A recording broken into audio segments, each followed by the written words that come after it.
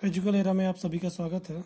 12th commerce वाणिज्य, subject हमारा accountancy लेखा शास्त्र और चैप्टर हमारा है accounting for debentures issue and redemption, ऋण पत्रों का लेखांकन, निर्गमन एवं शोधन।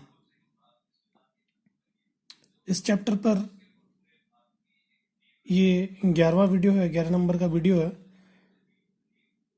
और इस वीडियो में आज हम जिस टॉपिक को हम कवर करेंगे वो है शोधन की शर्तों एवं दशाओं के विचार से।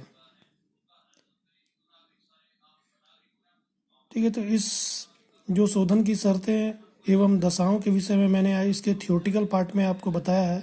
शोधन वाले में क्या होता है कि ऋणपत्र जब हम निर्गमन करते हैं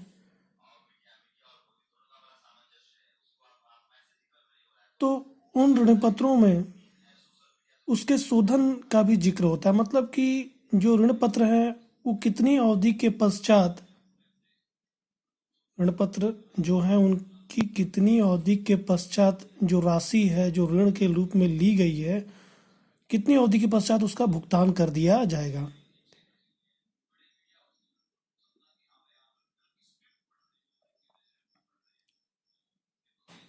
ठीक है, तो कहने का अर्थ है कि कंपनी जब भी ऋण पत्र निर्गमित करती है तो उसमें उसके शोधन के विषय में भी वो लिखती है कि ये जो ऋण है वो 10 वर्ष बाद या 20 वर्ष बाद या 15 वर्ष बाद, जितने भी समय उसने बताया है, इस अवधि के पश्चात क्या करेगी, उसका भुगतान वापस ऋणदाता को, यानी जिससे ऋण लिया गया है उसको भुगतान कर दिया जाएगा। तो इसको कहते हैं शोधन।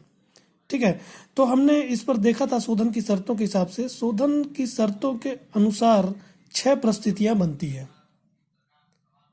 6 परिस्थितियों को हमने देखा था वहां पर। यदि आपने उस वीडियो को नहीं देखा है तो प्लीज़ आप उस वीडियो, थियोरटिकल जो पार्ट है उसके, उस वीडियो को देख लीजिए, तब आपको ये जो शोधन की शर्तें वो अच्छी तरीके से समझ आएगी। तो मैं उसका लिंक आपको आई बटन या डिस्क्रिप्शन बॉक्स में दे दूंगा, आप वहां से जाकर उस वीडियो को आसानी से देख सकते हैं। तो थोड़ा सा हम इसको और विस्तारित रूप से समझते हैं कि ये शोधन की शर्तों के अनुसार ये 6 स्थितियां निर्मित होती हैं।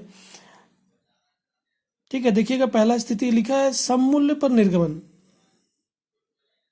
मतलब ऋण पत्रों का निर्गमन किस पे हुआ? सममूल्य पर। कंपनी ने सममूल्य, जितनी राशि उसका रखा गया था अंकित मूल्य, उतनी ही राशि प्राप्त की।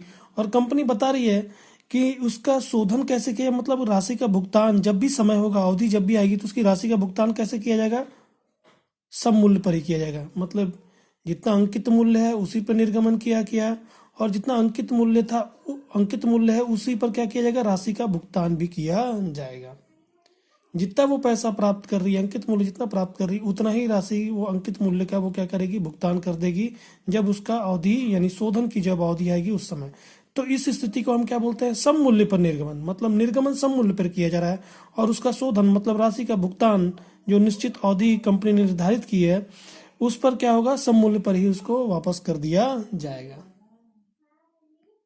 फिर दूसरा स्थिति इसी तरह सम मूल्य पर निर्गमन, मतलब निर्गमन जो है सम मूल्य पर होगा और प्रीमियम पर शोधन। निर्गमन अंकित मूल्य पर, सम मूल्य पर, और जब शोधन यानी कि राशि की वापसी की जाएगी, ऋण की राशि की जब वापसी की जाएगी तो वहां पर प्रीमियम पे वापसी की जाएगी, मतलब कि अंकित मूल्य से बढ़ाकर। ठीक है, उसी तरह है बट्टे पे निर्गमन, सम मूल्य पर शोधन, बट्टे पे निर्गमन, प्रीमियम पे शोधन, प्रीमियम पे निर्गमन, सममूल्य पर शोधन, प्रीमियम पे निर्गमन और प्रीमियम पे शोधन। तो ये 6 स्थितियां हैं। आप देखेंगे कि निर्गमन जो है वो सममूल्य पर, बट्टे पर और प्रीमियम पर, तीनों पे आप कर सकते हैं, मगर जब शोधन करेंगे तो केवल सममूल्य और प्रीमियम पे ही शोधन किया जाता है, बट्टे पे शोधन नहीं किया जाता है ऋण पत्रों का। ऋण पत्रों का निर्गमन हम तीनों में कर सकते हैं, सममूल्य पर, बट्टे पर और प्रीमियम पे, मगर जब उसकी राशि की वापसी की बात आएगी, भुगतान की बात आएगी, तब केवल सममूल्य और प्रीमियम पे ही राशि का शोधन किया जाएगा। उनके ऋण का शोधन सममूल्य या प्रीमियम पे किया जाएगा, बट्टे पे नहीं किया। मतलब कि कंपनी छूट प्राप्त करके उनको भुगतान नहीं करेगी। ठीक है, तो ये 6 परिस्थितियां थी। अब क्या है कि देखिएगा, तो कंपनी को पहले से ही मालूम है कि हम क्या कर रहे हैं, निर्गमन कर रहे हैं और एक निश्चित अवधि के बाद क्या करना होगा, हमें भुगतान करना होगा। तो अब भुगतान करना होगा। तो अभी इस पहले परिस्थिति में क्या हो रहा है, जितना प्राप्त किया उतना ही वापस कर रहे हैं, तो यहाँ पर तो कोई हानि नहीं हो रही है, जितना प्राप्त किया उतना ही वापस किया। जब दूसरे परिस्थिति में आते हैं, देखेंगे आप सम मूल्य प्राप्त कर रहे हैं मगर भुगतान प्रीमियम पे कर रहे हैं, ज़्यादा पैसा देंगे, तो कंपनी सम मूल्य का पैसा प्राप्त कर रही है, अंकित मूल्य पैसा प्राप्त कर निर्गमन पे, और भुगतान जब करेगी तो कुछ बढ़ाकर, जैसे अंकित मूल्य मान लीजिए कि 100 रुपये है एक ऋण पत्र का, अब ये तो जब निर्गमन करेगी तो 100 रुपये एक ऋण पत्र के लिए वो पैसा प्राप्त की, मगर बताती है कि जब इसको शोधन किया जाएगा तो वहां पास क्या किया जाएगा, 110 रुपये में शोधन के, मतलब 10 रुपये बढ़ाकर वो भुगतान करना चाह रही है, इसने लिख दिया अपने ऋण पत्र पर। अब देखेंगे ये 10 रुपये ज्यादा दे रही है शोधन के समय, तो ये 10 रुपये क्या हो गया, उसको हानि हो गया, भैया कम पैसा प्राप्त हुआ था मगर जब भुगतान होगा तो 10 रुपये ज्यादा हो जाएगा, तो क्या हो जाएगा, यहाँ पास हानि हो जाएगा। ठीक है, इसकी प्रविष्टियां हम देखेंगे, अभी मैं केवल आपको समझा रहा हूँ। फिर उसी तरह बट्टे के निर्गमन पे जब हम देखते हैं, बट्टे पे निर्गमन किया मतलब कि जब बट्टे पे कंपनी निर्गमन करती है तो क्या करेगी, छूट करके अंकित मूल्य से कम मूल्य प्राप्त करती है, तो यहाँ पास बट्टा वैसे ही हानि हो जाता है। और सम मूल्य पर शोधन, आप देखेंगे बट्टे पर निर्गमन और सम मूल्य पर शोधन, ठीक है, पैसा कम प्राप्त करेगी मतलब सम मूल्य पर वापसी करेगी, तो यहाँ पास भी उसको हानि हो रही है। और इस स्थिति में देखेंगे बट्टे पे निर्गमन छूट पर निर्गमन कर रही है, और प्रीमियम पे शोधन एक तो छूट पर निर्गमन कर रही है, यहाँ पर हानि हुई, दूसरा मूल्य बढ़ाकर वापस कर रही है, अंकित मूल्य से बढ़ाकर, जैसे 100 रुपए का था अंकित मूल्य, 90 रुपए पे क्या किया इसने, निर्गमन कर दिया छूट पर, और जब राशि वापस करने की बात आती है तो 110 रुपए में वापस किया। तो देखेंगे आप यहाँ पर 10 रुपए छूट और 10 रुपए यहाँ पर बढ़ाकर 10-10-20 रुपए की इसको हानि हो गई। ठीक है, उसी तरह प्रीमियम पे निर्गमन सम मूल्य पर शोधन, राशि ज्यादा प्राप्त कर रहे हैं मगर सम मूल्य वापस कर रहे हैं, ठीक है, तो यहाँ पास कोई हानि नहीं हुआ। और उसी तरह प्रीमियम पर निर्गमन एवं प्रीमियम पर शोधन, तो बारी बारी जिस तरह का आता जाएगा सवाल मैं उस तरह आपको समझाते जाऊंगा। तो इसको समझाने का मेरा अर्थ ये था कि क्या होता है कि जब कंपनी निर्गमन करती है उसी समय उसको मालूम होता है कि मेरे को क्या करना है, इसको शोधन भी करना है वापस भी करना है। तो यदि वो जान रही कि आगे चलकर मेरे को इसको शोधन करना है, यदि वो हानि पे देख रही है कि हानि हो रहा है, शोधन करते समय उसको क्या हो जाएगी, हानि हो जाएगी, मतलब ज्यादा राशि उसको देना पड़ेगा, ज्यादा राशि देना पड़ेगा, या तो बट्टे पे उसने निर्गमन किया और आगे चलकर सम मूल्य पर वापस करेगी तो यहाँ पास क्या होगा, यहाँ पास भी ज्यादा होने लगेगा। तो उसको पता चल रहा है कि अभी पैसा कम आया और बाद में उसको पैसा कम देना ज्यादा है, तो हानि होगी। तो इस हानि की प्रविष्टि वो पहले से कर लेती, मतलब प्रावधान के रूप में इसको करती है। जैसे हम देखते हैं बैड डेब्ट्स, मतलब कि डूबत ऋण, डूबत ऋण में क्या होता है कि कंपनी को पता होता है, ठीक ना, कि इतना पैसा मेरा डूबने वाला, देनदारी से क्या होगा, इतना पैसा डूबने वाला, तो उसके लिए क्या करती है, वो बैड डेब्ट्स के लिए पहले से ही प्रावधान बना लेती है। तो उसी तरह कंपनी को यहाँ पास मालूम है कि जब वो शोधन करेगी तो उसको हानियां होंगी, तो उस हानियों के लिए वो क्या करती है, यहाँ पास प्रावधान के रूप में कुछ प्रविष्टियां करती है। तो हम प्रविष्टि के माध्यम से समझेंगे, ठीक ना, किस तरह की हम प्रविष्टि करते हैं। तो मैंने आपको ये थोड़ा सा शोधन की शर्तों के विषय में आपको समझाया कि शोधन की शर्तें, क्योंकि जब जो ऋण पत्र होते हैं उसमें शोधन अवधि भी लिखी जाती है, कब उसका भुगतान किया जाएगा, तो कंपनी को मालूम चल गया कि मेरे को इस निश्चित अवधि के बाद भुगतान करना। अब उसके बाद राशि भी वो बताती है कि किस तरह, यानी कि प्रीमियम पे शोधन किया जाएगा कि सम मूल्य पर शोधन किया जाएगा, इस तरह भी वो बताती है। तो जब मूल्य बढ़ाकर जब वो शोधन करती है तो वहां पर भी उसको हानि होने लगती है, तो ये भी पता चल जाता है उसको कि मेरे को आगे चल के भुगतान जब मैं करूंगा तो क्या होगा, मुझको हानि भी हो जाएगा। तो उस हानि का वो आज ही क्या करती है, निर्गमन के समय ही उसका प्रावधान बना लेती है। तो आइए हम इसके सवाल को चालू करते हैं, फिर इसके बाद सवाल के माध्यम से हम इसके और टॉपिक को समझेंगे, कि उस प्रविष्टि के माध्यम से समझेंगे, और जितनी बातें होंगी और उन बातों का भी हम निपटारा करेंगे। ठीक है, तो ये हमारा सवाल है इस टॉपिक पर। ये आपका एनसीईआरटी बुक से, आपके सिलेबस के बुक से, पेज नंबर 144, बुक हमारा कंपनी खाते एवं वित्तीय विवरणों का विश्लेषण भाग 2, और इसका क्वेश्चन नंबर 13 है। ठीक है, क्वेश्चन नंबर 13 जो आपके इस टॉपिक को कवर करता है, शोधन की शर्तों एवं दशाओं। ठीक ना, तो हम इस 13 नंबर सवाल को देखते हैं, फिर इसके बाद इसके हल को देखेंगे। तो आप देखिएगा, निम्न की रोजाना मचा प्रविष्टियां दें, मतलब कुछ स्थितियां दी हुई हैं आपको, केसेस दिए हुए हैं, इनका आपको प्रविष्टि देना। देखिएगा, पहला, एक 100 रुपए के ऋण पत्र, 100 रुपए का ऋण पत्र है, को 95 रुपए में जारी किया गया। देखेंगे इसका अंकित मूल्य 100 रुपये है, मगर 95 रुपये में निर्गमन किया, मतलब बट्टे पर निर्गमन किया गया। अब यहाँ पर शोधन के विषय में नहीं बता रही है, तो इसका कहने का अर्थ है कि 95 रुपये में इसको निर्गमन किया गया, और शोधन कब किया जाएगा, शोधन जब किया जाए तो 100 रुपये पर अंकित मूल्य पर किया जाएगा। तो लिखा हुआ है एक 100 रुपये के ऋण पत्र को 95 रुपये में जारी किया गया, पहला केस।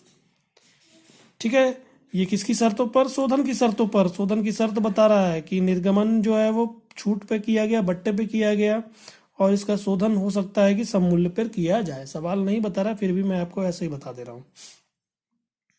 दूसरा केस देखिएगा, एक ऋण पत्र को 95 रुपये, एक ऋण पत्र को 95 रुपये के निर्गमन, ठीक है, 95 रुपये में क्या किया गया, निर्गमन किया गया, जिसका मोचन 105 रुपये था। अब देखेंगे ये ऋण पत्र जो है उसका अंकित मूल्य कितना है, 100 रुपये है।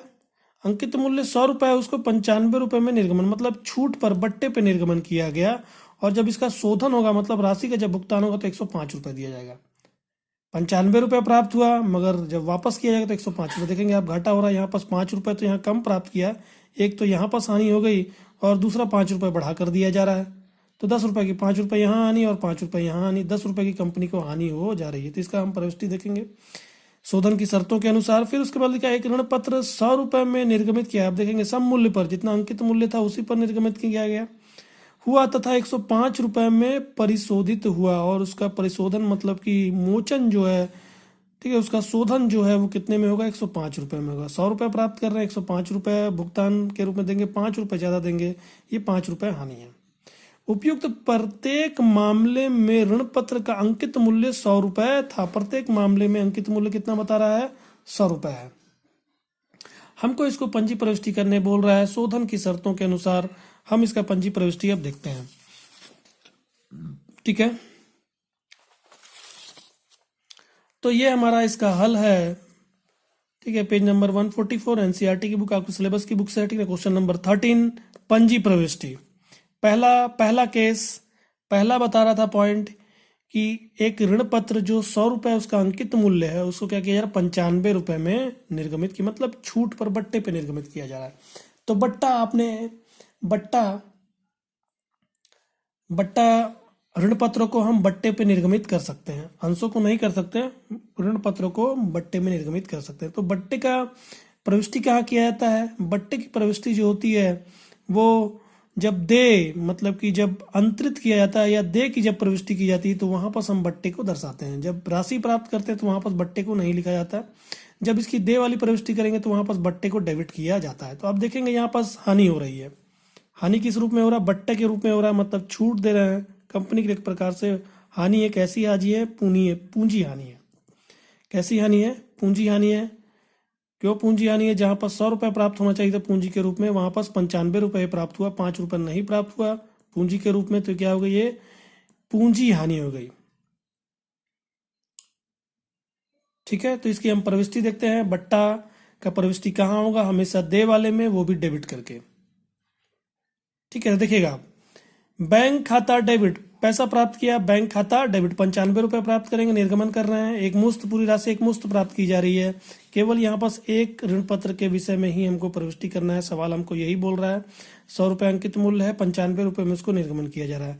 बैंक खाता डेबिट ऋण पत्र आवेदन एवं आवंटन खाता से, एक मुश्त वाला है। ऋण पत्र आवेदन एवं आवंटन खाता से, बैंक खाता डेबिट ऋण पत्र आवेदन एवं आवंटन खाता से 95 रुपये प्राप्त हो गया। ऋण पत्र पर आवेदन एवं आवंटन राशि एक मुश्त प्राप्त, ठीक है। पहला केस चल रहा है ये। अब ये एक मुश्त राशि प्राप्त हो गई, आवेदन एवं आवंटन। अब इसको हम ऋण पत्र खाते में हस्तांतरित अंतरित करते हैं।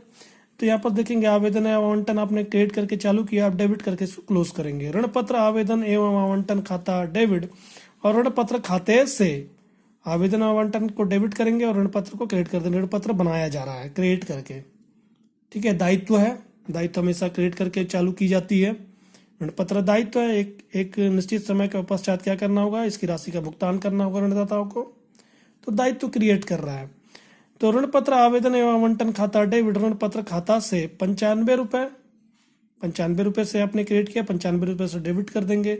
मगर ऋण पत्र को कितने से दिखाएंगे, अंकित मूल्य से, क्योंकि ऋण पत्र जो है वो अंकित मूल्य से बनेगा 100 रुपये।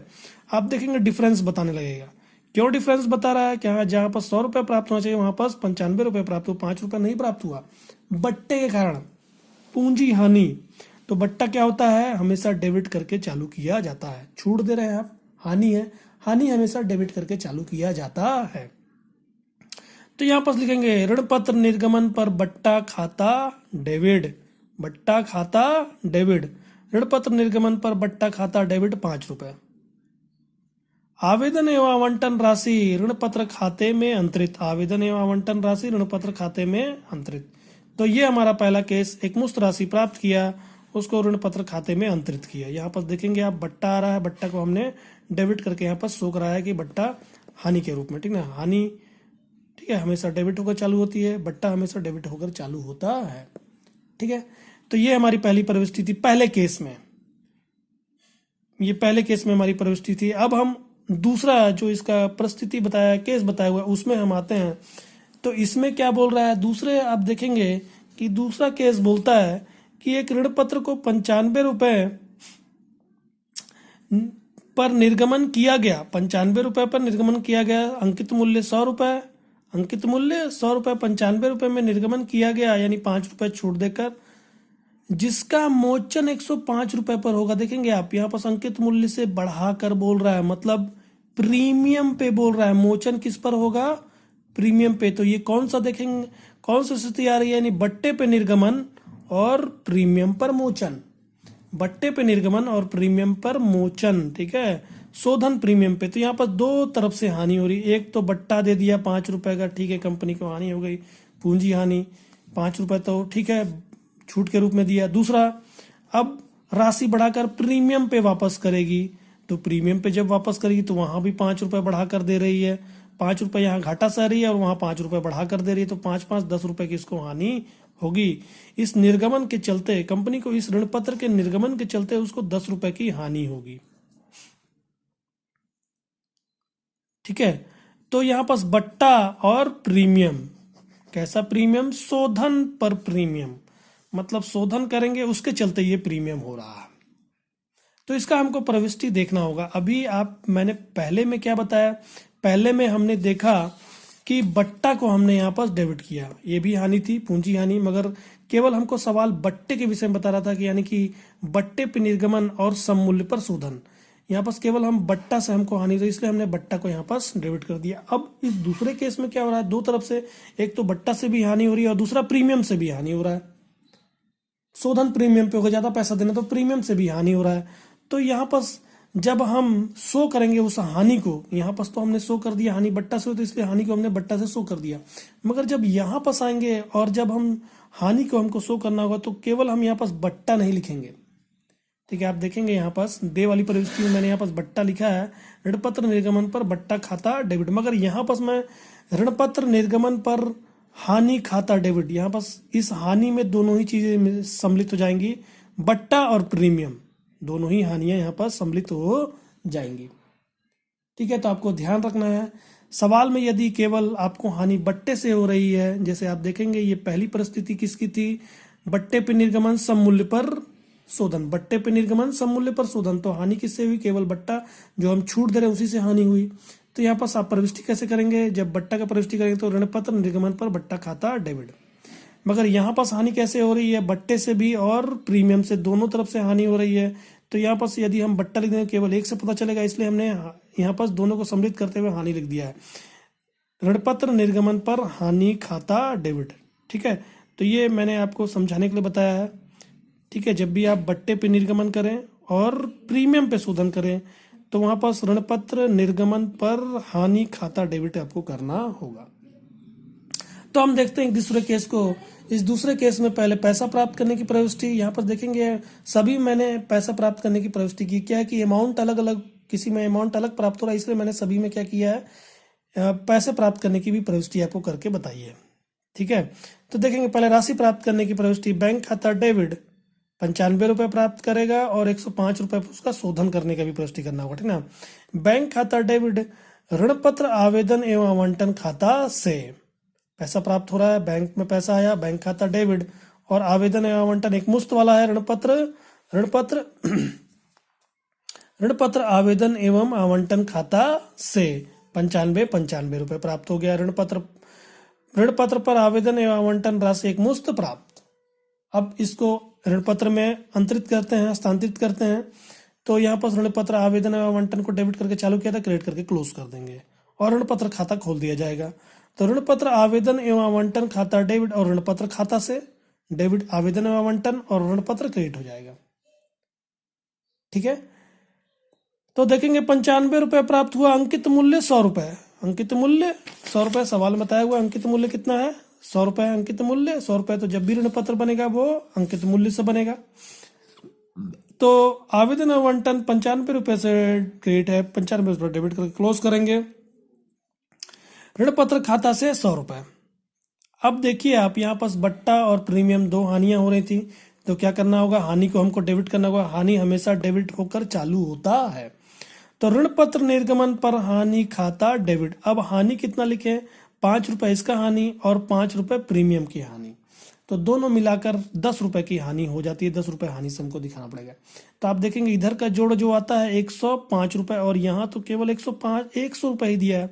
अभी भी इधर का जोड़ जो है वो 5 रुपए से कम बता रहा है। तो ये 5 रुपए से कम क्यों बता रहा है, क्योंकि हमको एक और प्रविष्टि करनी क्रेडिट में, ऋण पत्र के मोचन पर प्रीमियम खाता से। अब ये क्या होता है, तो क्या होता है कि कंपनी जान रही है कि आगे चल के क्या करना है, इन ऋण पत्रों का मोचन, मतलब कि इनकी राशि का भुगतान करना है, दायित्व बन रहा है। ठीक है, भुगतान करना है यहाँ पास, तो दायित्व बन गया। यहाँ पास देखेंगे आप, ये दायित्व बन गया। दायित्व किससे बना, अंकित मूल्य से बन गया। इसने अपना दायित्व बता दिया कि ये ऋण पत्र है। क्या होगा, जब कंपनी जब निश्चित समय, एक निश्चित अवधि के बाद क्या किया जाएगा, इनकी राशि का भुगतान किया जाएगा। दायित्व तो बन गया, ठीक ना। अब ये राशि का भुगतान जो किया जाएगा उस पर कुछ पैसा बढ़ा कर दिया जाएगा। तो ये क्या हो रहा है, यहाँ पर भी ये दायित्व बना दे रहा है। राशि का भुगतान किया जाएगा मगर बढ़ा कर। ये तो हानि बता रहा है कि इतने की हानि हो गई, निर्गमन पर इतने की हानि हो गई। तो ये हानि कहाँ से किया जाएगा, ये हानि जो है इसको लाभ हानि खाते से इसको बियर किया जाएगा, मतलब इसको समायोजित किया जाएगा। इस यहाँ पर ये डेबिट होकर अभी चालू हुआ है। अब क्या करेंगे, इसको क्या करेंगे, जब लाभ हानि खाता बनाएंगे तो वहां पर लाभ हानि खाते के इसको डेबिट साइड ले जाएंगे, मतलब कि इसको समाप्त किया जाएगा। जब लाभ हानि खाते में ले जाएंगे तो लाभ हानि खाते को डेबिट करेंगे और इसको क्रेडिट करके क्लोज कर दिया जाएगा। क्योंकि हानि क्या होता है, हानि को हम लाभ हानि खाते के डेबिट पक्ष में ले जाते हैं। जितनी भी प्रकार के व्यय और हानियां होती हैं, साल के अंत में जब हम लाभ और हानि का गणना करते हैं तो लाभ हानि खाते के जितने भी व्यय और हानियां हैं उसको डेबिट पक्ष में ले जाया जाता है। तो ये हानि है, इस हानि को भी क्या किया जाएगा, लाभ हानि खाते के डेबिट पक्ष में ले जाया जाएगा। ठीक है, तो अभी हम इसके बारे में बात कर रहे थे। तो क्या है कि कंपनी जान रही है कि शोधन करना है, वो भी शोधन कैसे होगा, प्रीमियम राशि बढ़ा कर देना है। तो ये क्या करेगी, पहले से ही प्रावधान बना लेगी कि मोचन के समय ज्यादा बढ़ा कर दी जाएगी, उसको पहले ही क्रिएट करके अपना दायित्व बना लेगी प्रावधान के रूप में।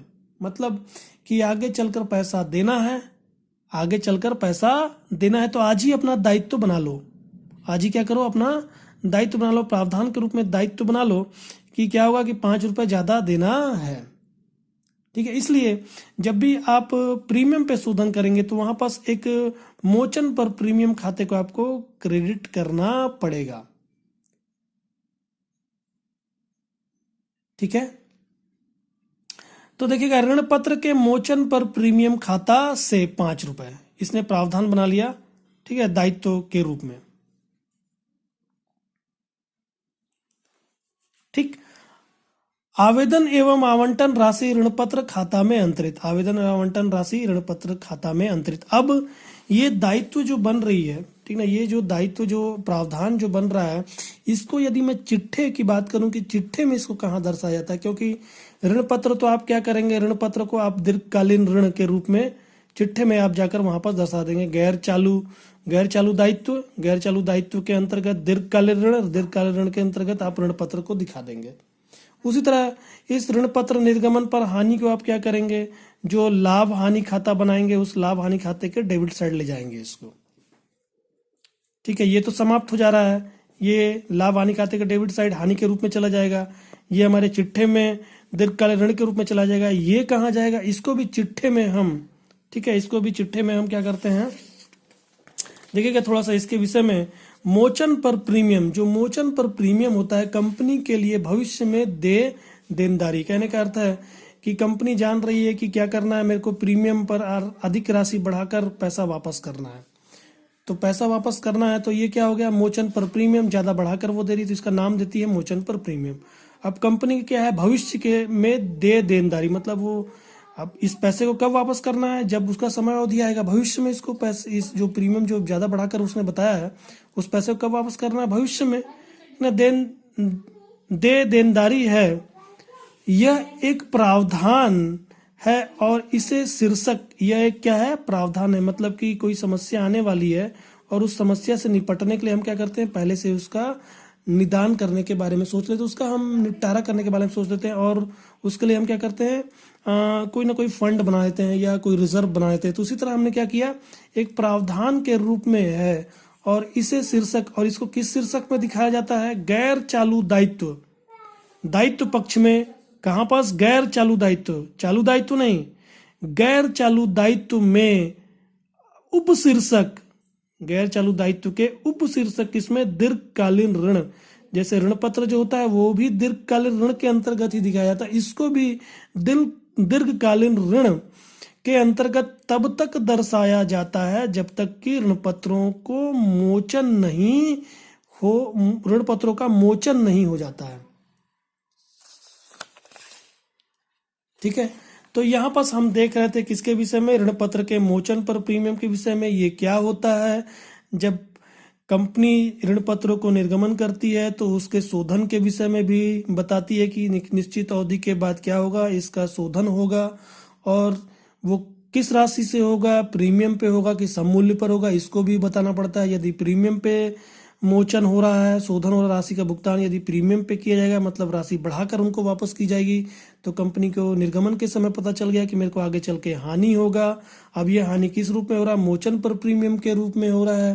ठीक ना, दायित्व के रूप में क्या करती है, एक प्रावधान वो बना लेती है। ठीक है, तो ऋण पत्र के मोचन पर प्रीमियम खाता से 5 रुपए। ठीक है, तो हम ये दूसरा केस हमारा जो था वो किस पर था, बट्टा पे निर्गमन, बट्टा पर निर्गमन एवं प्रीमियम पे शोधन, प्रीमियम पर शोधन। तो यहाँ पर हानि हो रही है, हानि हो रही है तो क्या करना होगा, इस हानि को डेबिट करना होगा। 10 रुपए की हानि हो रही है, 100 रुपए का था, 100 रुपए प्राप्त करना चाहिए, बट्टे पे कर रहे हैं तो 95 रुपए, 5 रुपए नहीं प्राप्त किए, ऊपर से 5 रुपए अधिक वापस भी करेंगे, तो 5 रुपए नहीं प्राप्त किए और 5 रुपए ज्यादा वापस करेंगे, पूरा मिलाकर दोनों 10 रुपए की हानि हो गई। इस हानि को डेबिट करके दिखाना होगा ऋण पत्र निर्गमन पर, हानि खाता डेबिट 10 रुपए, और कंपनी जान रही कि प्रीमियम पे वापस करेगी, ज्यादा 5 रुपए बढ़ा कर देगी, तो इस प्रीमियम को भी इसको क्रेडिट के रूप में दिखाना होगा ऋण पत्र के मोचन पर प्रीमियम खाता से 5 रुपए।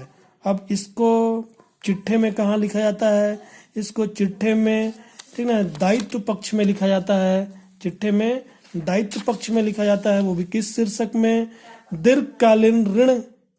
ठीक है, गैर चालू दायित्व शीर्षक के अंतर्गत उसमें दीर्घकालीन ऋण जो होता है, दीर्घकालीन ऋण के अंतर्गत ही इसको दर्शाया जाता है। तो ये मैंने इसके विषय में समझाया है। तो ये दूसरा केस था हमारा, दूसरे तक हम पहुंचे। अभी अब तीसरा एक और केस बचा हुआ, स्थिति बची हुई, उस स्थिति को भी हमको देखना होगा। तो हम इसके तीसरे स्थिति को देखते हैं।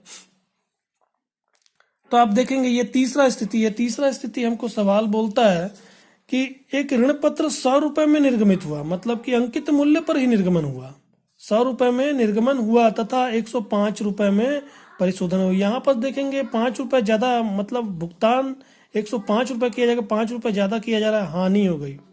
अब ये हानि बट्टा से नहीं है, ये हानि क्या है, प्रीमियम पे, क्या है, प्रीमियम पे परिशोधन से, मतलब शोधन से है। तो यहाँ पास हानि जो हो रही है, उस हानि की प्रविष्टि हम जब हानि के रूप में जब दिखाएंगे तो बट्टा नहीं करके दिखाएंगे, हम हानि के रूप में ही दिखाएंगे। तो देखिएगा, पैसा प्राप्त करने की प्रविष्टि, बैंक खाता डेबिट, पैसा प्राप्त करेंगे, बैंक खाता डेबिट 100 रुपए, निर्गमन जितना मूल्य था, निर्गमन मूल्य सम मूल्य जितना था उतने पर राशि प्राप्त कर रहा है। बैंक खाता डेबिट, ऋण पत्र आवेदन एवं आवंटन खाता से 100 रुपए प्राप्त हुआ, आवेदन एवं आवंटन राशि एक मुश्त प्राप्त। अब उसके बाद इसको ऋण पत्र खाते में अंतरित करते हैं। तो ऋण पत्र आवेदन एवं आवंटन खाता डेबिट। ऋण पत्र आप देखेंगे 100 रुपए से चालू हुआ, 100 रुपए से इसको क्रेडिट कर देंगे और ऋण पत्र बनेगा ऋण पत्र खाता से 100 रुपए। ठीक है, मगर क्या है कि शोधन, सवाल ने बताया शोधन किस पर हो रहा है, प्रीमियम पे हो रहा है, 5 रुपए बढ़ा कर दिया था, तो हमको मालूम चल गया, कंपनी को मालूम चल गई कि इसका मोचन जो है वो प्रीमियम पे हो रहा है, तो यहाँ पास ज्यादा राशि दी जा रही, तो यहाँ पास ऋण पत्र के मोचन पर प्रीमियम खाता से इसको क्रेडिट करना पड़ेगा, दायित्व बनाना पड़ेगा, प्रावधान बनाना पड़ेगा। ऋण पत्र के मोचन पर प्रीमियम खाता से 5 रुपए।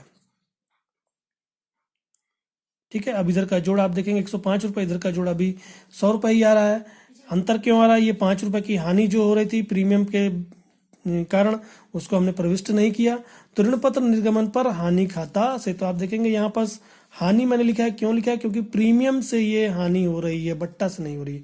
अगर बट्टा से होता तो केवल यहाँ पास मैं बट्टा लिखता। ठीक है, तो आपको ध्यान रखना है, जब केवल बट्टे से हानि होगी तो वहां पर आपको बट्टा डेबिट करना है, और यदि बट्टा और निर्गमन दोनों से हानि हो रही तो हानि की प्रविष्टि आपको करनी होगी, और यदि मोचन पर प्रीमियम से हानि हो रही तो वहां पर भी आपको हानि ही लिखना पड़ेगा।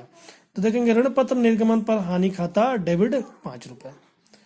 तो ऋण पत्र के मोचन पर आवेदन एवं आवंटन राशि ऋण पत्र खाता में अंतरित। तो ये हमारा तीनों केस में, जो तीनों केस हमको ये सवाल बताया था उसके हिसाब से हमने प्रविष्टि को देखा। तो इस सवाल के माध्यम से हमने किस पॉइंट को कवर किया? शोधन की शर्तों एवं दशाओं। ठीक है, इस पॉइंट को हमने कवर किया। 13 नंबर का सवाल है, 13 नंबर का सवाल आपका पेज नंबर 144 है। आप अपने एनसीईआरटी के बुक पे जाकर इस सवाल को देख सकते हैं। यदि इसके थियोटिकल पार्ट को आपने नहीं देखा है तो थियोटिकल पार्ट का मैं आपको लिंक जो है वो आई बटन या डिस्क्रिप्शन बॉक्स में दे दूंगा। तो मेरे चैनल पर यदि आप नए हैं तो प्लीज़ मेरे चैनल को सब्सक्राइब कर लें और नोटिफिकेशन बेल को भी दबा दें, जिससे मेरे आने वाले वीडियो का नोटिफिकेशन आपको प्राप्त होता रहे। यदि आपको वीडियो अच्छा लगे तो प्लीज़ इसे लाइक शेयर करना ना भूलें। आज के लिए धन्यवाद। आगे इस टॉपिक पर मैं और भी वीडियो लाता रहूँगा। हम इसके आपके बुक से, यानी सिलेबस की बुक से, एनसीईआरटी की बुक से हम इसके उदाहरण को भी देखेंगे। उदाहरण में अच्छे अच्छे सवाल दिए हुए हैं, तो उन उदाहरणों को भी मैं इस टॉपिक पर जो उदाहरण है उसके मैं उनके वीडियो भी बनाऊंगा। तो प्लीज़ उस वीडियो को भी आप देखिएगा। अच्छे सवाल हैं, आपके जो डाउट्स हैं उन सवालों में जरूर क्लियर होंगे। तो आज के लिए धन्यवाद।